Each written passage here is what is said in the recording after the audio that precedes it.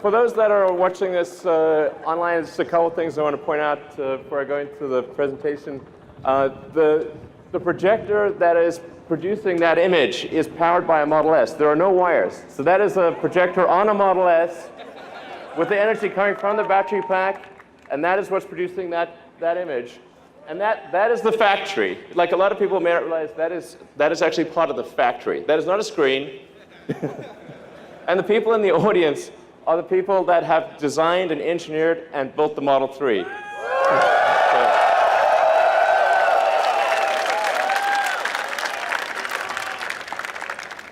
All right, so let's talk about what goes into making the Model 3. It starts off with design. So congratulations to the design team. You've done a phenomenal job. I've enjoyed working with you every week. You guys are amazing. Nice work.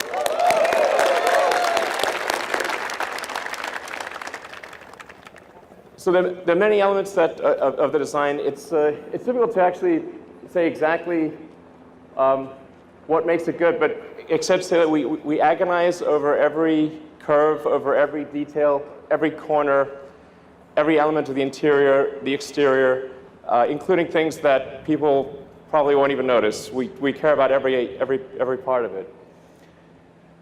We aimed for something that was a very simple, clean design, because I think in the future, well, really, future being now, that the cars will be increasingly autonomous. So you won't really need to look at an instrument panel all that often. You'll be able to do whatever you want. You'll be able to watch a movie, talk to friends, go to sleep. Every Tesla being produced right now, the Model 3, the Model S, the Model X has all of the hardware necessary for full autonomy. And I think a lot of people still don't realize that. It's got the 8 cameras, it's got 12 ultrasonic sonar, it's got the forward radar, and it's got over 10 teraops of computing capability. Let's go more into the interior. So one of the challenges with the car was, since it is smaller than a Model S, how do we make a car that is smaller on the outside, bigger on the inside? So we took an idea from the Model X, which was the canopy screen that makes you feel like if you're in a Model X, it makes you feel like you're flying a helicopter. It really has this amazing feel. And we turned that around, put that on the rear of the Model 3 so that you could still have a great deal of rear headroom and have this amazing view while being in a smaller car. It's actually one of the toughest design challenges of making the Model 3. And then in terms of engineering the car, we had to engineer it to be a lot easier to build. The Model S is an amazing car, but it's very hard to build. So we had to get the part count down, design it still to be light, but also to make it affordable. And I think that the team's done an amazing job of that. And then where this really shows up is in things like safety. So let's take a look at the safety video. So on the one hand, you've got a car that is one of the safest cars in the world, a Volvo S60.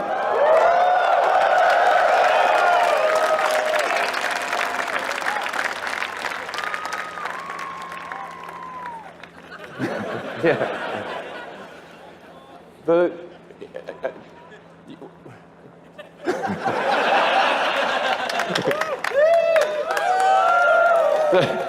there are a lot of cars that say they are 5-star, and they are sort of 5-star. That's not a scientific metric, but even though they are something like the Volvo, great car, by normal standards, very safe. The Volvo is arguably the second safest car in the world. But I think it is obvious which car you would prefer to be in an accident. So the first and foremost for the engineering of the car was safety. Then, in terms of production, the thing that's going to be the major challenge for us over the next 6 to 9 months is how do we build a huge number of cars. And frankly, we're going to be in production hell. Welcome. Welcome to production hell. That's going to be where we are for at least 6 months, maybe longer. But you guys know that you're veterans. I've been through this. So I look forward to working alongside you to journey through hell. And as the saying goes, if you're going through hell, keep going.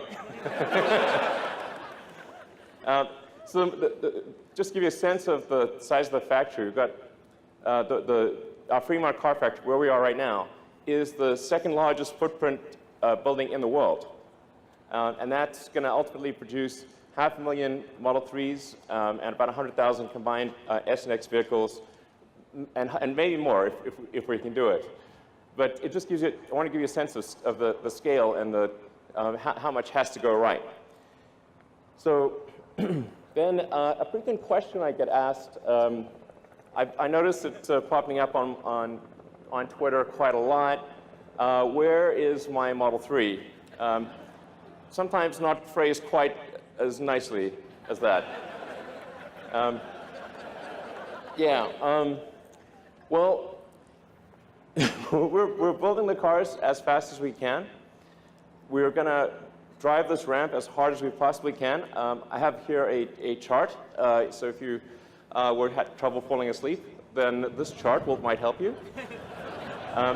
The point is to give you a sense of how manufacturing actually works. There are 10,000 unique parts in a Model 3, and these are coming from all over the world. About 2/3 come from North America, and about 1/3 from the rest of the world. But as you can see with this chart, which looks like we're being shot with ICBMs, I think that is the ICBM chart, actually. Save us, exactly. Well, we need Missile Command. Where's the Missile Command button? But almost anything that goes wrong anywhere in the world, if we haven't buffered the supply chain, will interrupt the production progress. When you have 10,000 unique items in a vehicle or any object, any one of them can slow down the production process. So the production rate will move as fast as the slowest and least luckiest component in the whole mix. Then on top of that, we have the Gigafactory. So this is stop motion. We started off with there being nothing. There was just a sort of desert, and built what is now it's actually now the largest battery factory in the world. And when it's done, will produce more lithium-ion batteries than the rest of global production combined from one building. So, yeah. So, in fact, let's go to the Gigafactory live, see if we can connect to them. Hey, guys. We have a whole bunch of people in Nevada that are helping make the battery pack, and the motor, the powertrain, and so we've got giant factory making battery packs and powertrains, giant factory making cars, and giant supply chain, and so all of those have to work together in cadence in order to get to our initial target of 5,000 cars a week, and then hopefully by the end of next year towards 10,000 cars a week. And then you're probably wondering, okay, will I be able to charge my car? Well, this is like probably the second most common question I get on Twitter, like, the supercharger is full, what is wrong with you? Why are you such a huge idiot? I'm like, sorry. Okay, we are tripling the number, by the end of next year, there will be 3 times as many superchargers as there are today. So that should really help out a lot. Essentially, you'll be able to go almost anywhere, North America, Europe, Asia, Australia, and many parts of Asia and the Gulf area by the end of next year. Eventually, you'll be able to go anywhere on Earth. Woo! Yeah. So, thank you. And actually, technically, you can go anywhere on Earth, because anywhere on Earth where there's electricity, you can charge your car. So the supercharger is just about being able to charge a car really fast. Okay, so let's talk about the specs for the Model 3. There are 2 main variants. There's the standard and the long range. The standard, well, is going to be $35,000 for a 220-mile range. It's going to be a fast car, so the acceleration will still be well under 6 seconds, 130 mile-an-hour top speed. And then you can also get the long-range one, which will have a range of 310 miles. Yeah.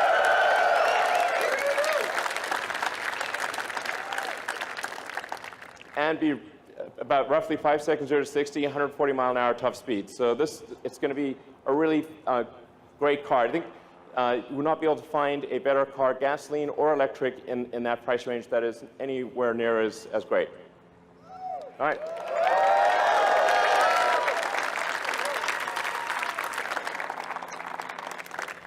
So let's head over some cars. We have the first 30 production cars here being charged right now, right there.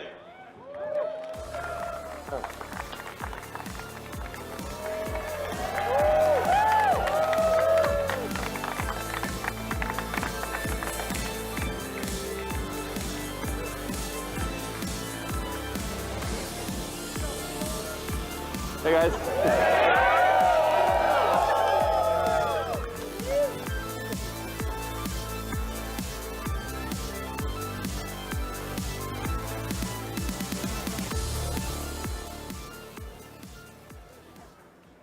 All right, so, hey guys.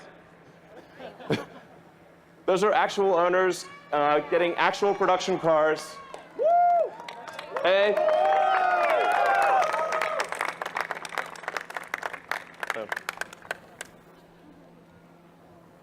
So there's actually, let's see, there's actually a total of 50 production cars that we've made this month. And 20 of which will be used for engineering validation, 30 of which will be on the roads with customers. And I want to just say to those that have lined up to buy a Model 3 and that in some cases spent days outside of our stores to be first on the list, I just want you to know that really matters to us. We really care. And we're going to do everything we possibly can to get you the car as soon as possible. So we're going to work day and night to do right by the loyalty that you've shown us. Thank you for doing that.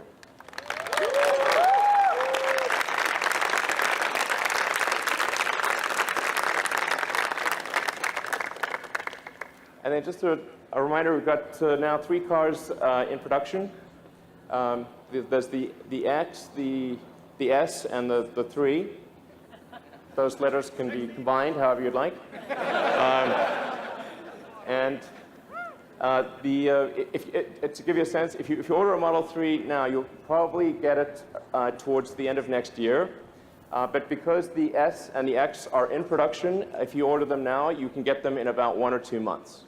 And as I'd like to thank all the customers who own a Model S and X, and those who buy a Model S and an X, because in doing so, you make the 3 possible. The money that we make with an S and X all goes into building a Model 3. So thank you for doing that. Thank you for our longtime supporters. And thank you guys for making it. Thank you.